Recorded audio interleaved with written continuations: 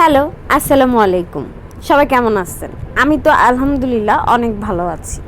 তো অনেকেই বলেন, ইনবক্সে বলেন যে আপু লাঞ্চের ভিডিওগুলা দিয়েন। তো আপনাদের কিছু কিছু মানুষের উদ্দেশ্যে লাঞ্চের ভিডিওগুলা দেওয়া।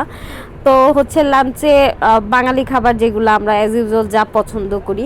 তো আজকের মেনুতে ছিল কলমি শাক ভাজি, তারপরে হচ্ছে এটা কি ভাজি জানো, ও কাঁকরোল দিয়ে ডিম ভাজি ছিল। তারপরে হচ্ছে কুমড়া ভাজি ছিল। প্রথমে হচ্ছে কলমি শাকটা আমি সুন্দর করে ভাতের সাথে মেখে নিচ্ছি। কলমি শাকটা অনেক মজা লাগে আমার কাছে খাইতে। আমার শাক সবজি এগুলো অনেক ভালো লাগে। তো কলমি শাকটা দিয়ে সুন্দর করে ভাতটা মেখে নিচ্ছি, নিয়ে খাচ্ছি।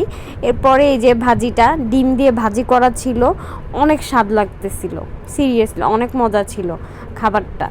তো হচ্ছে ডিম দিয়ে কাঁকরোল ভাজিটাও খাইলাম। তারপরে ওইটা কি ভাজি যেন ছিল, আমার না মনে নাই এক্স্যাক্টলি। তো ওই ভাজিটা অনেক মজা ছিল। তো আমি তো অনেক মরিচ খাইতে পছন্দ করি, বরাবরের মতো মরিচটা সুন্দর করে ডইলা নিলাম। তো তারপরে এতগুলা সবজি থাকলে ভাত তো শেষ হবে, কিন্তু আমি কিন্তু অল্প অল্প খাই। আর ওইটা ছিল ডাটার তরকারি, ডাটা।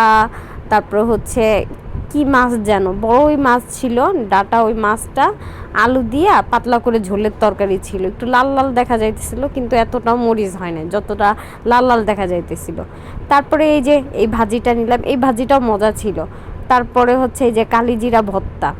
কালিজিরা ভর্তা বলে বেশি খাইলে বলে গ্যাস্ট্রিক হয়, আমি জানি না, কিন্তু আমি খাইছি, আমার কোনো রকমই লাগে নাই।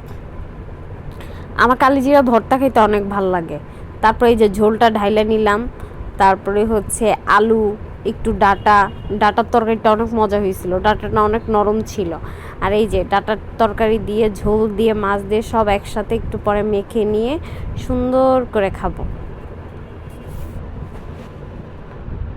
ভাই কারোর যদি লোভ লাগে ভাই, এখন আমার কিছু করার নাই।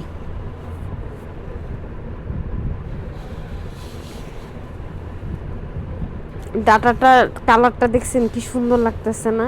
তরকারিটার কালার, তরকারির কালারটা অনেক সুন্দর।